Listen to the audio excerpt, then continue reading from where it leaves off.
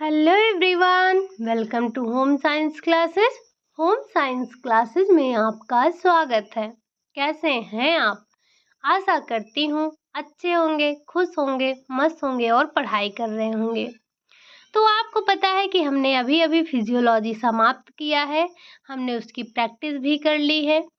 हम जितना पढ़ते हैं यानी कि मंडे टू सैटरडे जितना पढ़ते हैं, संडे को उसकी प्रैक्टिस कर लेते हैं।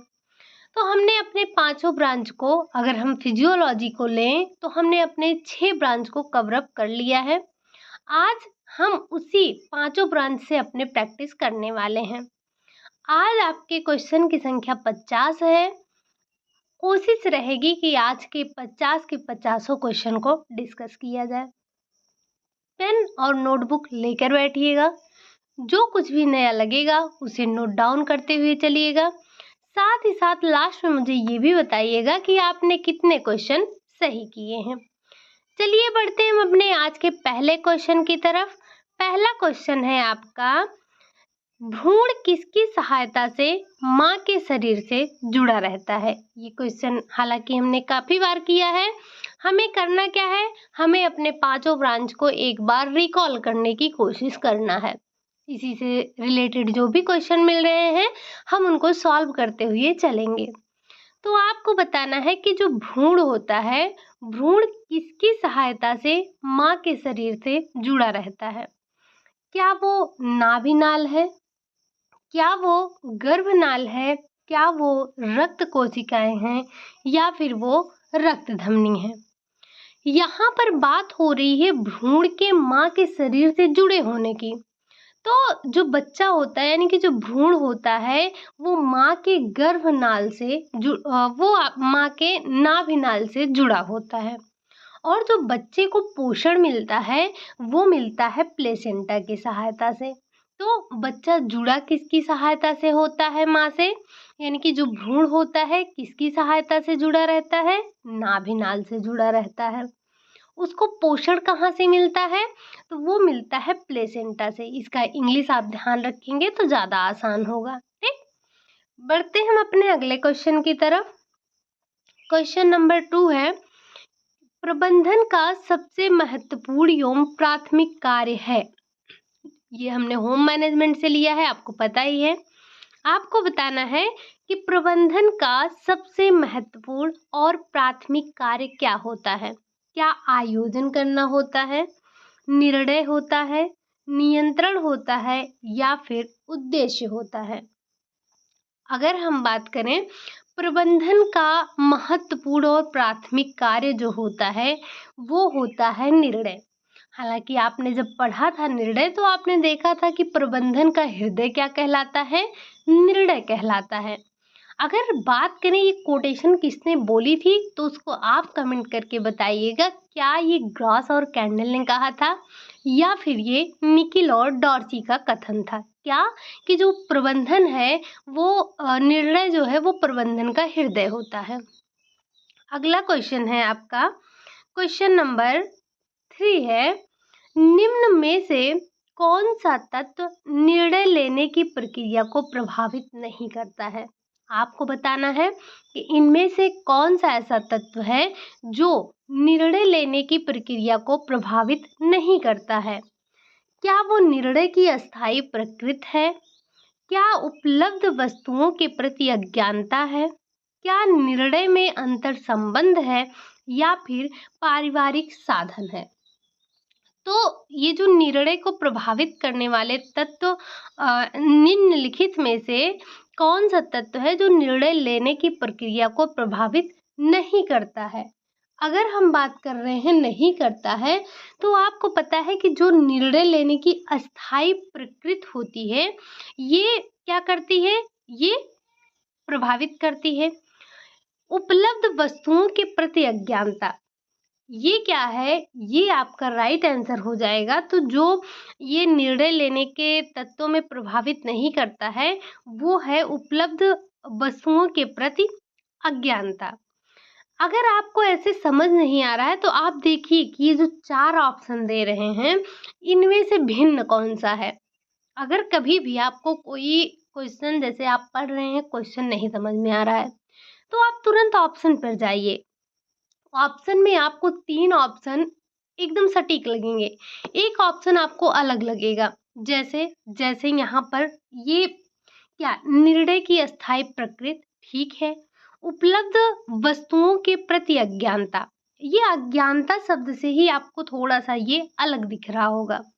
फिर निर्णय में अंतर संबंध, आपको पता है कि निर्णय जो होते हैं ये अंतर संबंधित होते हैं। अगला है पारिवारिक साधन, तो यहाँ पर आपको सबसे डिफरेंस क्या लगा, ये अज्ञानता लगा है। यानी कि जो उपलब्ध वस्तुओं के प्रति अज्ञानता है ये निर्णय की प्रक्रिया को प्रभावित नहीं करती है, ठीक। अगला क्वेश्चन है, क्वेश्चन नंबर 4 है। क्वेश्चन नंबर 4 आपसे कह रहा है किस रंगाई की विधि में मोम का प्रयोग होता है। आपको बताना है कि ऐसी कौन सी रंगाई की विधि है जिसमें आप मोम का, अर्थात हम बोले तो अवरोध का प्रयोग करते हैं। क्या वो बाटिक है, क्या वो स्क्रीन पेंटिंग है, या फिर वो टाई एंड डाई है, या फिर वो स्टेंसिल पेंटिंग है। तो मोम का प्रयोग आप कहाँ कर रहे थे, टाई एंड डाई में तो आप बांध ही रहे थे, स्टेंसिल और स्क्रीनिंग में आप कर नहीं रहे थे। बचा क्या, बचा आपका बाटिक। ये जो बाटिक रंगाई कर रहे थे आप, इसमें आपने मोम का प्रयोग किया था, ठीक। अगला क्वेश्चन है आपका क्वेश्चन नंबर 5। साधनात्मक यानी कि जो इंस्ट्रूमेंटल मूल्य हैं, वैल्यू हैं, को कहते हैं। साधनात्मक मूल्य को आप और क्या कहते हैं। क्या ये आंतरिक मूल्य होते हैं, क्या ये आदर्शात्मक मूल्य होते हैं, क्या ये साधन समाप्ति मूल्य होते हैं, या फिर ये लक्ष्य मूल्य होते हैं। तो अगर हम बात करें जो हमारा साधनात्मक मूल्य है, हमारा साधनात्मक मूल्य को ही हम लक्ष्य मूल्य कहते हैं, या लक्ष्य मूल्य को ही हम साधनात्मक मूल्य के नाम से जानते हैं, ठीक। अगला क्वेश्चन है आपका क्वेश्चन नंबर 6। एंडोमार्फिक व्यक्तित्व होते हैं, जो एंडोमार्फिक व्यक्ति होते हैं वो कैसे होते हैं।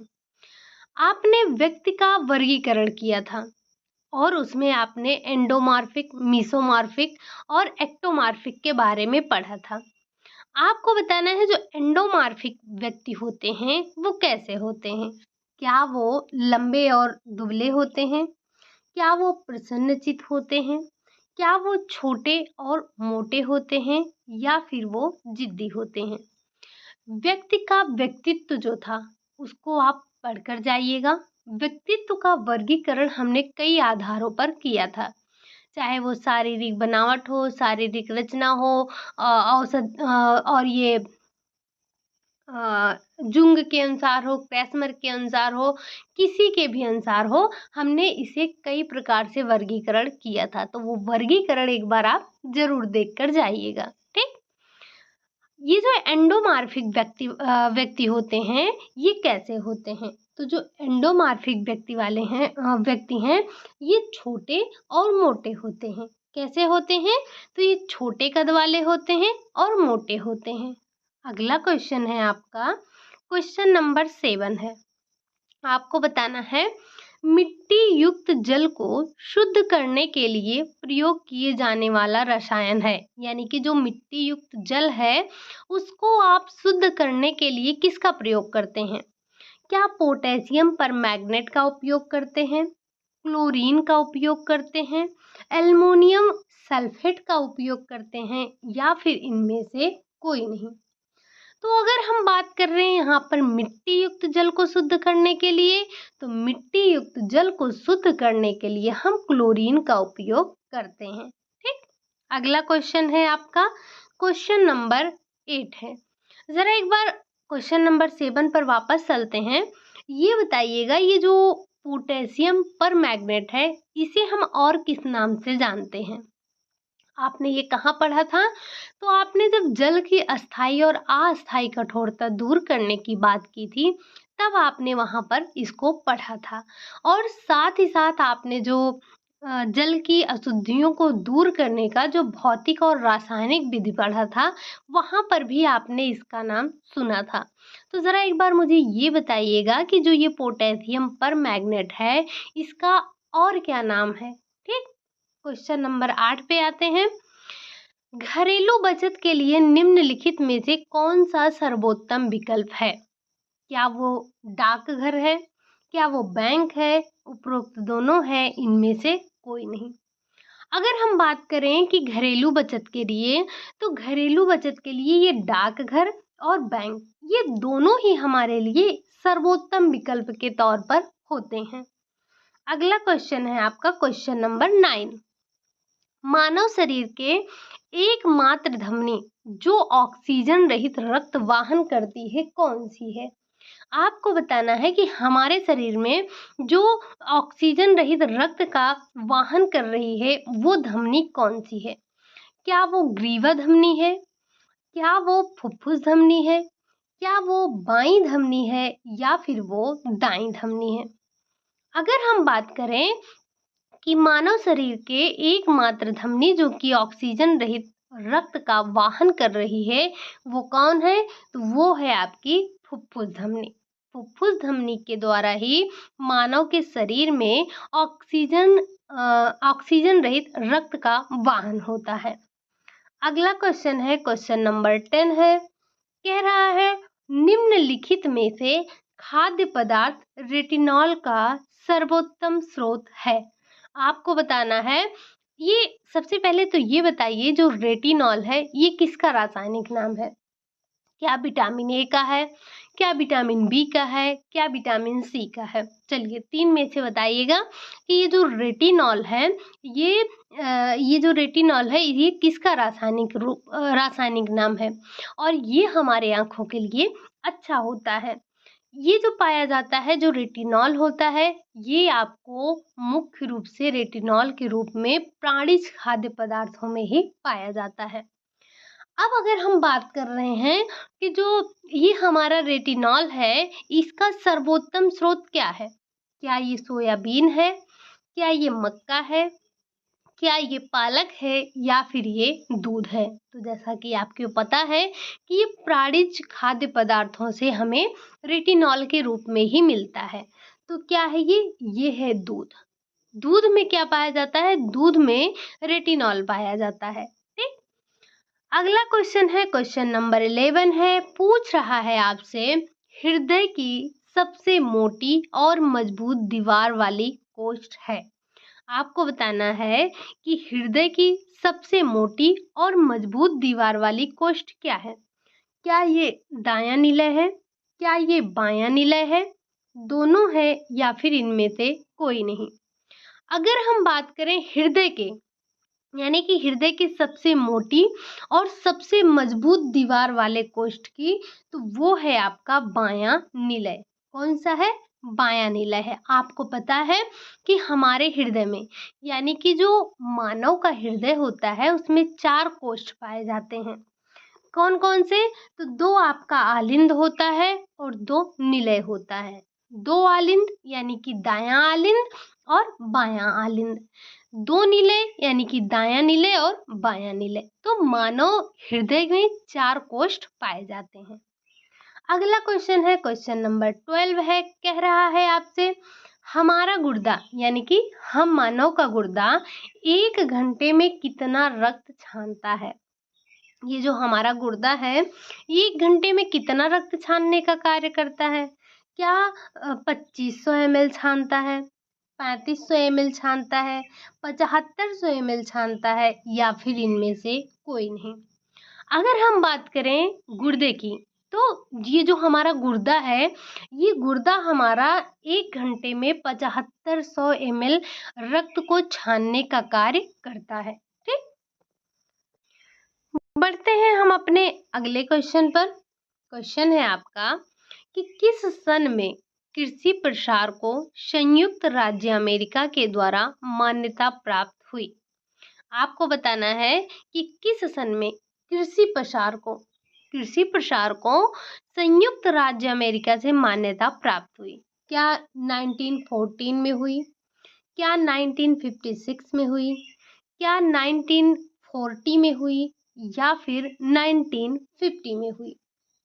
अगर हम बात करें कि ये संयुक्त राज्य अमेरिका के द्वारा जो कृषि प्रसार है उसको मान्यता कब प्राप्त हुई, तो वो प्राप्त हुई 1914 में। ठीक। अगला क्वेश्चन है, क्वेश्चन नंबर 14 है, ज्ञान प्राप्त करने और उसे लागू करने की क्षमता क्या कहलाती है? यानी कि जो ज्ञान प्राप्त करने की और लागू करने की क्षमता है वो क्या कहलाती है?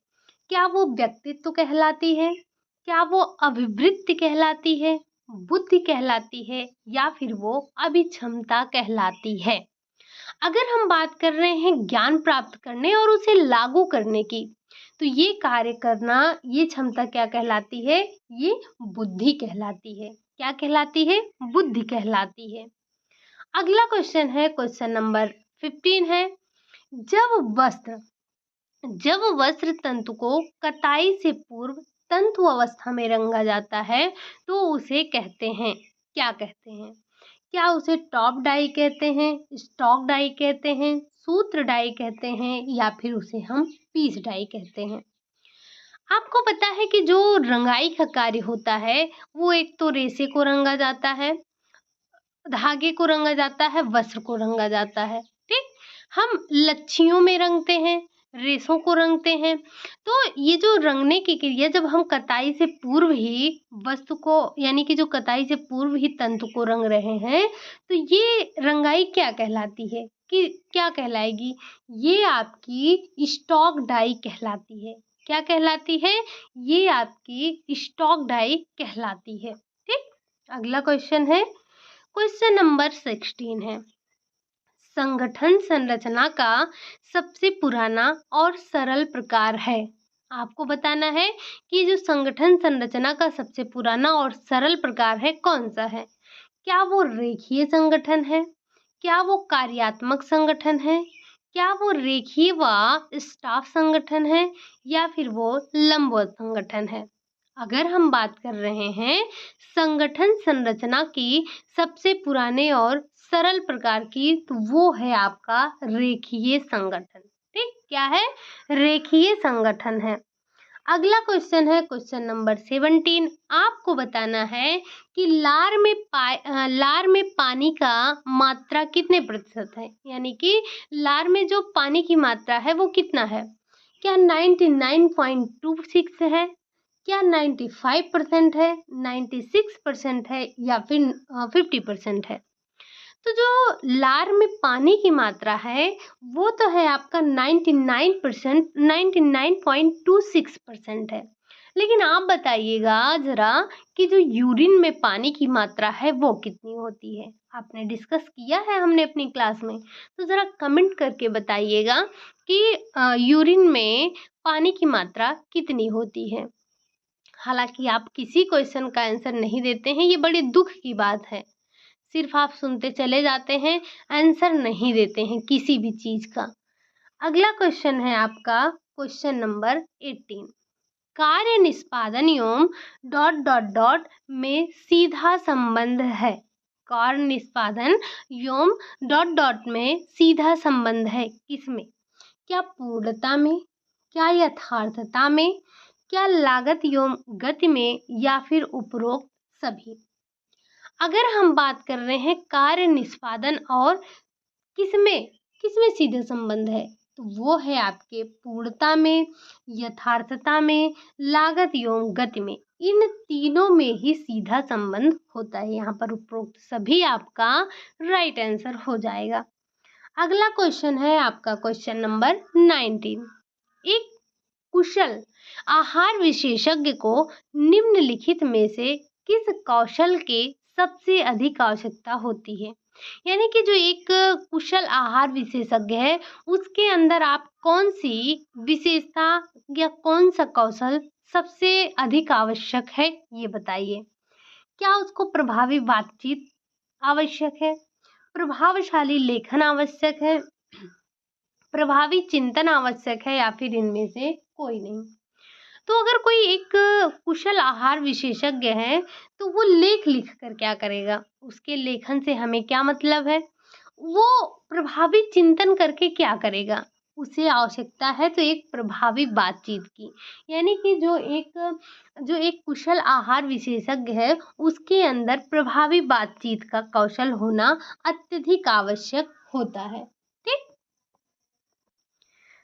अगला क्वेश्चन है आपका, क्वेश्चन नंबर 20 है, श्रीमती वर्मा पालक में उपस्थित कौन से गैर पोषक तत्व की उपस्थिति के कारण पालक के सेवन से परहेज करती हैं? ये आपका PYQ है, आपको बहुत अच्छे से पता होगा।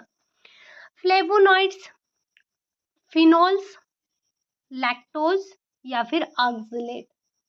तो जो श्रीमती वर्मा है वो पालक में ऑक्सलेट की उपस्थिति के कारण वो पालक लेने से परहेज करते हैं या पालक के सेवन से परहेज करती हैं। ठीक। अगला क्वेश्चन है, जापान में पूजा का स्थान कहलाता है, जापान में पूजा का स्थान क्या कहलाता है? इकेबाना कहलाता है, मोरीबाना कहलाता है, टोकोबाना कहलाता है या फिर उपरोक्त सभी। अगर हम बात करें, ये तीन के तीनों ही आपके जापानी शब्द हैं, लेकिन यहाँ पर आपसे पूछा जा रहा है कि पूजा का स्थान। तो जो पूजा का स्थान है जापान में उसे टोकोबाना के नाम से जानते हैं। अब ये मोरीबाना और इकेबाना क्या है? टोकोबाना तो आपका हो गया पूजा का स्थान जो है जापान में, उसे हम टोकोबाना कहते हैं। ये जो इकेबाना मोरीबाना है ये पुष्प सज्जाएं होती हैं। इकेबाना, मोरीबाना, नाजीरे, ये सारी क्या होती हैं? ये सारे वहाँ की पुष्प सज्जाएं होती हैं। अगला क्वेश्चन है आपका, क्वेश्चन नंबर 22 है, निम्नलिखित में से किस में शरीर के घुमाव का चित्रण किया जाता है? Micro motion, memo motion, stop watch, cycle graph. अगर हम इन तीनों की बात करें तो ये तीन के तीनों ही आपके कार्य सरलीकरण में देखने को कार्य सरलीकरण की तकनीक है। अब इसमें आपको बताना है कि ऐसा कौन सा था जिसमें शरीर के घुमाव का चित्रण किया जा रहा था। क्या वो माइक्रो मोशन था, मेमो मोशन था, स्टॉप वॉच था या फिर वो साइकिल ग्राफ था? तो जिसमें चित्रण किया जा रहा था वो था आपका मेमो मोशन। मेमो मोशन में क्या हो रहा था? शरीर के घुमाव का चित्रण किया जा रहा था। अगला क्वेश्चन है, क्वेश्चन नंबर 23।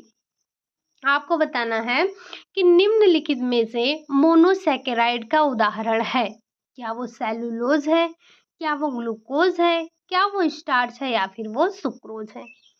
अगर हम बात करें मोनोसैकेराइड तो ये किसका पार्ट है? आपने कार्बोहाइड्रेट जब पढ़ा था तो वहां पर आपने देखा था कार्बोहाइड्रेट के 3 रूप हैं। कौन कौन से? ये आपका CHO हो गया, उसके 3 पार्ट थे। कौन? एक था मोनो, एक था डाई, एक था पॉली। आपको बताना है कि मोनो कौन सा है। मोनो में आपने 3 देखा, डाई में आपने 3 देखा, पॉली में आपने 5 देखा था, हालांकि 5 से भी ज़्यादा होते हैं। तो अगर हम बात करें इसमें मोनोसैकेराइड, तो जो मोनोसैकेराइड का उदाहरण है CHO के मोनोसैकेराइड का उदाहरण वो है आपका ग्लूकोज। ग्लूकोज क्या है? ग्लूकोज आपके ये मोनोसैकेराइड का उदाहरण है। सुक्रोज डाई, बाकी स्टार्च और सेलुलोज आपके पॉली। अगला क्वेश्चन है आपका, क्वेश्चन नंबर 24। निम्नलिखित में से कौन सा पाचक रस बिना पचे कार्बोज को डाइसैकेराइड में परिवर्तित करता है? आपको बताना है कि इनमें से कौन सा ऐसा पाचक रस है जो कि बिना पचे कार्बोज को डाइसैकेराइड में परिवर्तित करने का कार्य करता है। क्या वो एमाइलेज है, क्या वो ट्रिप्सिन है या फिर वो लाइपेज है या फिर वो रेनिन है? अगर हम बात कर रहे हैं कि डाइसैकेराइड में परिवर्तन करता है वो भी कार्बोज का, तो वो है आपका एमाइलेज। एमाइलेज क्या है? एमाइलेज ही ऐसा है जो कि बिना पचे हुए कार्बोज को डाइसैकेराइड में परिवर्तित करने का कार्य करता है। अगला क्वेश्चन है क्वेश्चन नंबर 25। पूछ रहा है कि प्रसव के दौरान प्रसव के समय गर्भाशय की मांसपेशियों में संकुचन पैदा करने वाला हार्मोन कौन सा है? जब आपने जब आपने प्रजनन अंग पढ़ा था तो वहां पर आपने हार्मोन की चर्चा की थी। हालांकि ये आपने जब ग्लैंड्स पढ़े थे वहाँ पर भी आपने हार्मोन की चर्चा की थी, ऐसा नहीं है कि वहाँ पर चर्चा नहीं हुई थी।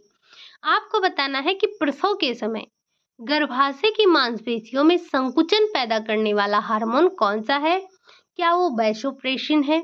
क्या वो ल्यूटिनाइजिंग है? क्या वो गोनेडोट्रोपिक है या फिर वो ऑक्सीटोसिन हार्मोन है?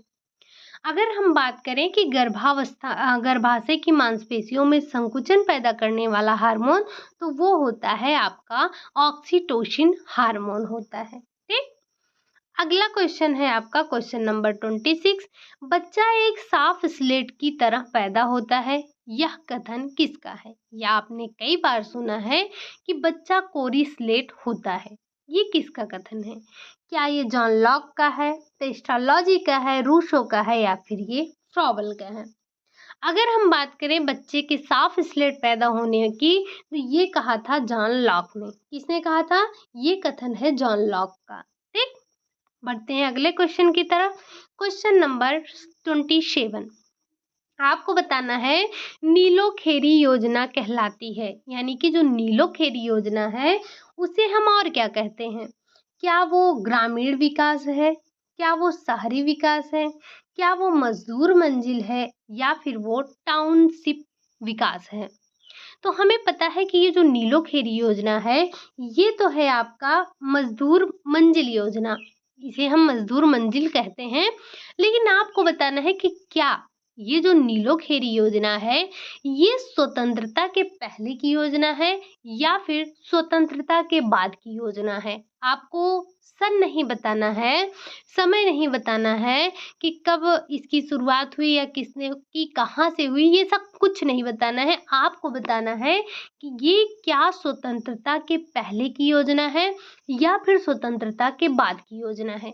ध्यान रखिएगा, ज़रूरी नहीं है कि आपसे ये पूछा जाए कि इस योजना की शुरुआत किसने की, इस योजना की शुरुआत कहाँ हुई, कब हुई, कैसे हुई। हो सकता है सिर्फ आपसे यही पूछा भी जाता है आपसे कि निम्नलिखित में से कौन सी योजना स्वतंत्रता के पूर्व की है, कौन सी योजना स्वतंत्रता के बाद की है। तो एक बार मुझे कमेंट करके आप बस यही इतना बता दीजिएगा कि ये जो नीलोखेरी योजना है, ये योजना आपकी स्वतंत्रता पूर्व की है या फिर स्वतंत्रता के बाद की है। बढ़ते हैं हम अपने अगले क्वेश्चन की तरफ। इसका आंसर हो जाएगा आपका मजदूर मंजिल। अगला क्वेश्चन है आपका क्वेश्चन नंबर 28। आपको बताना है पाश्चुरीकरण का ताप होता है। ये जो पाश्चुरीकरण है, आपको पता है ये पाश्चुराइजेशन हमने कहाँ देखा था? तो जब आपने मिल्क के चैप्टर में पढ़ा था, मिल्क का चैप्टर पढ़ा था, तो वहाँ पर आपने पाश्चुरीकरण देखा था और पाश्चुरीकरण की 2 विधियाँ देखी थी। जरा उन 2 विधियों का नाम बताइएगा, तब तक हम इसके टेम्परेचर की बात कर लेते हैं। अगर बात करें पाश्चुरीकरण के टेम्परेचर की, क्या वो 100 के नीचे होता है, 100 के ऊपर होता है, 200 के ऊपर होता है या 200 के नीचे होता है? तो आपको पता है कि जो हमारा पाश्चुरीकरण मेथड है, पाश्चुरीकरण मेथड में जो टेम्परेचर होता है वो 100 डिग्री सेल्सियस से नीचे रखा जाता है। ठीक। अगला क्वेश्चन है आपका क्वेश्चन नंबर 29। निम्नलिखित में से कौन सा खाद्य संरक्षण का तरीका नहीं है? आपको बताना है कि इनमें से कौन सा खाद्य को संरक्षित करने का तरीका नहीं है। क्या उबालना है, सुखाना है, जमाना है या फिर डिब्बा बंद है? आपको पता है कि डिब्बा बंद ये संरक्षण करने का तरीका है। जमाना, जमा कर भी हम अपने खाद्य पदार्थों को संरक्षित करते हैं। सुखाना, सुखा कर भी हम अपने खाद्य पदार्थों को संरक्षित करते हैं। उबालना, उबाल कर ये हमारे खाद्य संरक्षण का मेथड नहीं होता है। तो यहाँ आपका राइट आंसर क्या हो जाएगा? यहाँ पर आपका राइट आंसर हो जाएगा उबालना। ठीक। अगला क्वेश्चन है आपका क्वेश्चन नंबर 30 है। स्ट्रिप चार्ट को और किस नाम से जानते हैं? ये जो स्ट्रिप चार्ट होता है और किस नाम से इसे जानते हैं? स्ट्रिप चार्ट ऐसे कुछ इस तरह से होता है जिसमें हम सूचनाएं लिखते हैं और पट्टियां लगा देते हैं, पट्टी हटाते जाते हैं और सूचनाओं को दिखाते जाते हैं, वही आपका होता है स्ट्रिप चार्ट। अब अगर हम बात कर रहे हैं कि इसे और किस नाम से जाना जाता है, क्या ये फ्लिप चार्ट कहलाता है? क्या ये सस्पेंस चार्ट कहलाता है, प्रक्रिया चार्ट कहलाता है, या फिर ये पाई चार्ट कहलाता है? तो आपको पता है कि जब किसी चीज़ को आप ढक कर रखते हैं, तो ढक कर रखते हैं, हटाते जाते हैं, सूचना बताते जाते हैं, हटाते जाते हैं, सूचना यानी कि जो भी लिखा रहता है उसको दिखाते जाते हैं, तो व्यक्ति के अंदर एक सस्पेंस बना रहता है कि इस पट्टी के यानी कि जो अगली पट्टी है उसके नीचे क्या होगा। व्यक्ति बहुत उत्साहित होता है, बहुत ही उत्सुक होता है देखने के लिए कि पट्टी के नीचे क्या है। अगर आप पट्टी के नीचे पट्टी ना लगाएँ और ऐसे ही सूचनाओं को ले जाकर लोगों के सामने रख देंगे, तो लोगों को उतना इंटरेस्ट नहीं रहेगा जितना वो पट्टियों से ढके होने के बाद होता है। तो ये हो जाता है आपका सस्पेंस चार्ट, क्योंकि लोगों का सस्पेंस यहाँ पर बना रहता है। अगर हम बात करें पाई चार्ट, जो कि आपसे कई बार पूछा जाता है, बार-बार पूछा जाता है। अगर हम पाई चार्ट का ज़िक्र करते हैं तो सबसे पहले आपके माइंड में एक ही चार्ट घूमना चाहिए, वो है हमारे वायुमंडल में गैसों का वितरण। जब हम गैसों के वितरण को दिखाते हैं तो सबसे पहले हम पाई चार्ट का ही उपयोग करते हैं। तो अगर आपको पाई चार्ट का उदाहरण ध्यान रखना है तो आप ध्यान रखिएगा, क्या वायुमंडल में जो गैसों का वितरण है उसको आप ध्यान रखिएगा। ठीक। अगला क्वेश्चन है आपका क्वेश्चन नंबर 31। क्वेश्चन है कि निम्नलिखित में से सूत के चरण में टाई एवं डाई की प्रक्रिया है। आपको बताना है कि इसमें से किसमें सूत के चरण में ही टाई एंड डाई की प्रक्रिया की जाती है। ऐसी कौन सी इसमें आपका ये कहाँ का है? क्या ये बंधनी है? किसमें यानी कि बंधनी में, ढाका के मलमल में, कलमकारी में, या फिर इकत में? अगर हम बात कर रहे हैं कि सूत के चरण में ही टाई एंड डाई की जो प्रक्रिया की जाती है, अब टाई एंड डाई नाम सुनकर बंधनी पर मत लगा देना। हो सकता है कि आपको ये समझ में आए अगर हम टाई एंड डाई का नाम ले रहे हैं तो हम बंधनी है। जी नहीं, ऐसा नहीं है, ये होता है इक्कत में। अगर हम बात करें तो इक्कत जो है हमारा, इक्कत में सूत के चरण में टाई एंड डाई की प्रक्रिया की जाती है। अगला क्वेश्चन है आपका क्वेश्चन नंबर 32। गृह विज्ञान में उच्च शिक्षा हेतु लेडी इरविन कॉलेज की दिल्ली में स्थापना कब हुई थी? आपको बताना है कि ये जो दिल्ली में लेडी इरविन कॉलेज की स्थापना हुई थी, ये कब हुई थी? क्या 1932 में हुई, 1930 में हुई, 1936 में हुई, या फिर ये 1928 में हुई थी? अगर हम बात कर रहे हैं दिल्ली में लेडी इरविन कॉलेज की स्थापना, तो वो हुई थी 1932 में। कब? 10 नवंबर को। 10 नवंबर 1932। हो सके तो ये पूरा डेट नोट कर लीजिएगा। अगला क्वेश्चन है आपका क्वेश्चन नंबर 33 है। किस आयु के उपभोक्ता लापरवाह होते हैं व असावधानी पूर्वक व्यय करते हैं? आपको बताना है कि किस उम्र के या किस आयु वर्ग के जो उपभोक्ता हैं वो लापरवाह होते हैं, साथ ही साथ वो असावधानी पूर्वक व्यय करते हैं। क्या वो बाल उपभोक्ता हैं? क्या वो युवा उपभोक्ता हैं? दोनों हैं, या फिर इनमें से कोई नहीं? अगर हम लापरवाह और असावधानी से व्यय करने वाले उपभोक्ताओं की बात करें तो वो ये दोनों ही हैं, बाल उपभोक्ता और युवा उपभोक्ता। ये दोनों ही उपभोक्ता जो होते हैं, ये दोनों ही उपभोक्ता लापरवाही और असावधानी से व्यय करते हैं, हम किसी एक को नहीं कह सकते हैं। अगला क्वेश्चन है आपका क्वेश्चन नंबर 34 है। मूल्य का उद्देश्य है, ये जो मूल्य होते हैं इसका क्या उद्देश्य होता है? क्या कार्य शीघ्र समाप्त होना, कार्य देरी से समाप्त हो, कार्य प्रभावशाली ढंग से हो तथा सफलतापूर्वक हो, या फिर इनमें से कोई नहीं? तो हमें पता है कि जो ये मूल्यांकन होता है, मूल्यांकन का मुख्य उद्देश्य होता है कि कार्य को प्रभावशाली ढंग से किया जाए और ये जो हमारा कार्य है ये सफलतापूर्वक संपन्न हो। ठीक। अगला क्वेश्चन है question number 35। Dot dot dot का तात्पर्य है कि कमरे का बहुउद्देशीय उपयोग हो। इसमें से किसका तात्पर्य है कि कमरे का हम बहुउद्देशीय उपयोग कर सकें? सामूहिकरण का, प्रसार का, फैलाव का, लचीलापन का? प्रसार फैलाव दोनों बातें एक ही हैं। लचीलापन, यहाँ कमरे से कोई तात्पर्य ही नहीं है लचीलेपन से। क्या कमरा आपका कभी छोटा कभी बड़ा हम ऐसा कर सकते हैं? लचीलापन ला सकते हैं? नहीं। तो क्या है ये समूहीकरण। समूहीकरण से तात्पर्य ये होता है कि कमरे का बहुउद्देशीय उपयोग हो। ठीक। अगला क्वेश्चन है, क्वेश्चन नंबर 36 है, शरीर एवं मस्तिष्क के पूर्व रूप से कार्य करने की अवस्था को कहते हैं। ये जो हमारा शरीर और मस्तिष्क है, जब ये पूर्ण रूप से सही से कार्य कर रहा है तो इसे हम ऐसी अवस्था को क्या कहेंगे? क्या हम इसे अच्छा स्वास्थ्य कहेंगे, सकारात्मक स्वास्थ्य कहेंगे, पूर्ण स्वास्थ्य कहेंगे, या फिर इसे हम उत्तम स्वास्थ्य कहेंगे? अगर हम बात कर रहे हैं शरीर और मस्तिष्क के पूर्ण रूप से कार्य करने की, तो इस अवस्था को उत्तम स्वास्थ्य कहते हैं। क्या कहते हैं? तो इसे हम उत्तम स्वास्थ्य कहते हैं। अगला क्वेश्चन है आपका क्वेश्चन नंबर 37, व्यक्तित्व से तात्पर्य है। व्यक्तित्व से क्या तात्पर्य है? क्या रुचियां, योग्यताओं और क्षमताओं का विशिष्ट संगठन है? बाह्य शारीरिक रंग रूप से है, बोलने की अच्छी क्षमता से है, या फिर उपरोक्त सभी?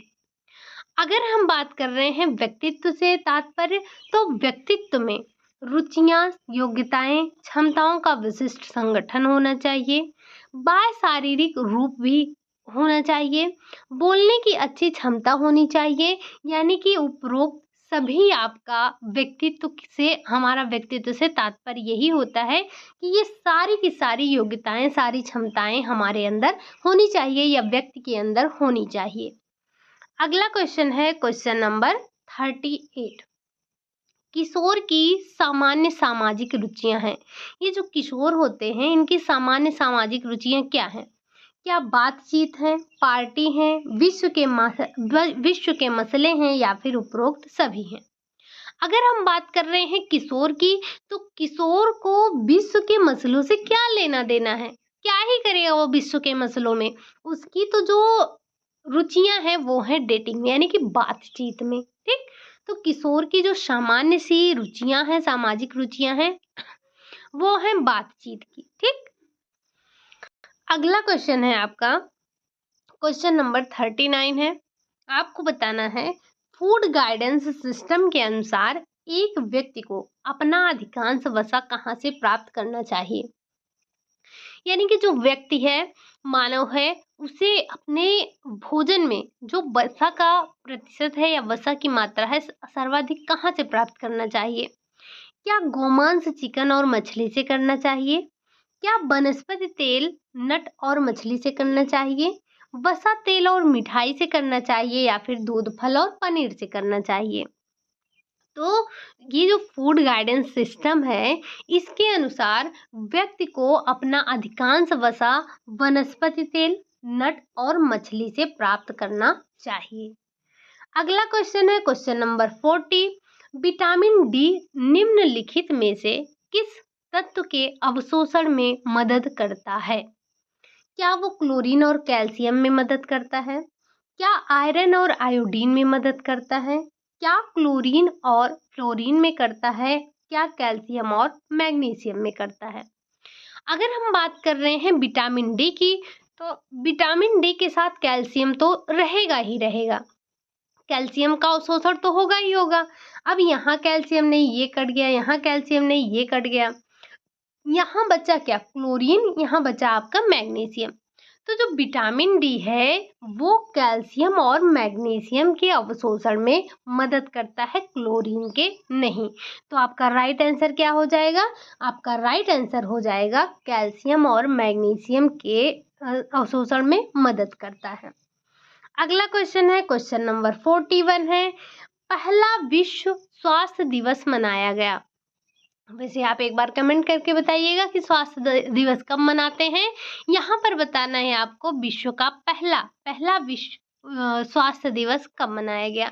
1947, 1950, 1948, 1960।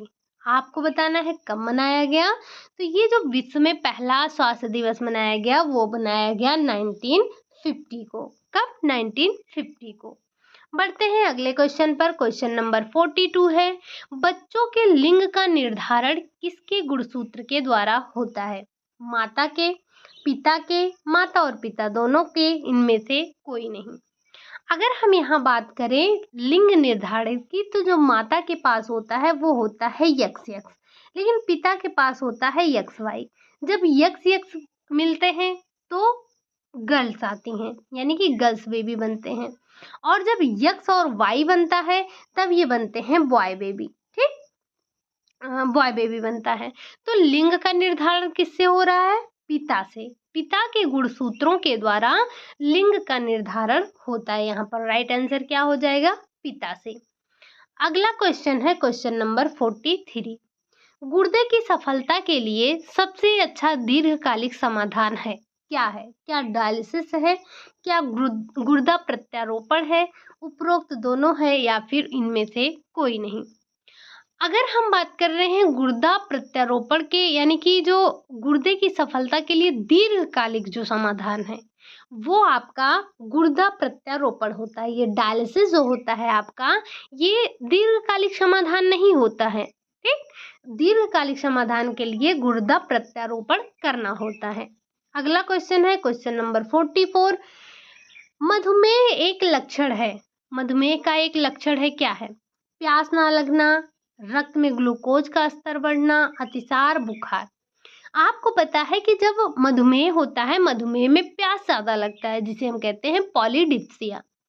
ग्लूकोज का स्तर बढ़ना, ये मधुमेह का एक लक्षण होता है। हमने मुख्य रूप से, जैसे हमने आपको एक बताया पॉलीडिप्सिया, उसी तरह से 2 लक्षण और हमने पढ़े हैं। वो क्या है, जरा एक बार कमेंट बॉक्स में छाप दीजिएगा। अगला क्वेश्चन है आपका क्वेश्चन नंबर 45। तंतु के लिए कोकून के निर्मित को कहते हैं, यानी कि जो तंतुओं के लिए कोकून का निर्माण किया जाता है वो क्या कहलाता है? क्या वो कृमि पालन कहलाता है, कृषि पालन कहलाता है, रेशम उत्पाद कहलाता है जिसे हम सेरीकल्चर कहते हैं, या फिर इनमें से कोई नहीं? तो आपको पता ही है कि जो रेशम का पालन होता है, रेशम का कीट होता है, रेशम का जो रेशे का उत्पादन किया जाता है वो कहलाता है आपका रेशम उत्पादन कहलाता है। ठीक, अगला क्वेश्चन है क्वेश्चन नंबर 46 है, पोचमपल्ली वस्त्र के डिजाइन होते हैं। जो पोचमपल्ली वस्त्र होता है उस पर किस प्रकार के डिजाइन होते हैं? क्या ज्यामितीय डिजाइन होते हैं, वृत्ताकार डिजाइन होते हैं, शैली युक्त डिजाइन होते हैं, या फिर इनमें से कोई नहीं? अगर हम बात कर रहे हैं पोचमपल्ली, तो पोचमपल्ली में ज्यामितीय डिजाइन बनते हैं। अगला क्वेश्चन है क्वेश्चन नंबर 47। भाषा का अधिगम तेजी से होता है कहाँ पर? बड़े परिवार में, छोटे परिवार में, मध्यम परिवार में, इनमें से कोई नहीं? तो जो भाषा का अत्यधिक विकास होगा, तेजी से विकास होगा, वो होगा बड़े परिवार में, या जहाँ पे बहुभाषाई परिवार है वहाँ पर तेजी से विकास होगा और बड़े परिवार में होगा। अगला क्वेश्चन है क्वेश्चन नंबर 48 है, सजावट निर्भर करता है व्यक्ति के किस पर? क्या उसके विचार पर निर्भर करता है, उसके संतुलन पर करता है, लय पर करता है, या फिर अनुपात पर करता है? अगर हम बात करें कि सजावट निर्भर करता है, तो वो निर्भर करता है व्यक्ति के विचारों पर। जो सजावट होती है वो व्यक्ति के विचारों पर निर्भर करती है। अगला क्वेश्चन है क्वेश्चन नंबर 49 है, निम्नलिखित में से ऊर्जा ईंधनों में कौन सा ईंधन पर्यावरण के लिए सबसे अनुकूल है? यानी कि अगर हम बात करें कि इसमें से कौन सा ईंधन है जो कि पर्यावरण हितैषी होता है, जैसे आपने डाई के चैप्टर में पढ़ा था हितैषी कौन से हैं, तो हमने वहाँ पर देखा था जो डिजिटल प्रिंटिंग है, ये प्लाज्मा टेक्नोलॉजी है, ये सब क्या होते हैं? ये सब पर्यावरण हितैषी होते हैं। तो उसी तरह से ये जो ईंधन होता है, ईंधन में कौन सा ईंधन ऐसा है जो पर्यावरण हितैषी है? क्या वो सीएनजी है, हाइड्रोजन, नाइट्रोजन, इथेनॉल? अगर हम बात कर रहे हैं हितैषी की, तो वो होता है आपका सीएनजी। सीएनजी गैस जो है वो पर्यावरण हितैषी होता है। अगला क्वेश्चन है और आज का आपका लास्ट क्वेश्चन है, आपको बताना है कि लैथरिज्म नामक खतरनाक बीमारी होती है किसके द्वारा होती है? ये जो लैथरिज्म नामक खतरनाक बीमारी है ये किसके सेवन से होती है? खेसारी दाल के, चने के दाल के, मटर के दाल के या फिर अरहर के दाल से। अगर हम बात कर रहे हैं लेथरिज्म, तो ये होता है खेसारी दाल के सेवन से होता है और ये एक बहुत ही गंभीर बीमारी होती है। ठीक, ये है आपके आज के 50 क्वेश्चन जिसे हमने डिस्कस कर लिया। अब इसी तरह से हम कल भी क्वेश्चन को डिस्कस करने वाले हैं। चलिए फिर, ये थे हमारे आज के 50 क्वेश्चन आपको कैसे लगे? मिलेंगे कल हम फिर इसी टाइम आपसे 50 क्वेश्चन के साथ में। अगर आपको क्लास अच्छी लगी हो तो लाइक करिएगा, चैनल को सब्सक्राइब कीजिएगा, साथ ही साथ जो भी क्वेश्चन आपसे पूछे गए हैं उनके जवाब जरूर दीजिएगा। मिलते हैं नेक्स्ट क्लास में, तब तक के लिए बाय बाय, टेक केयर।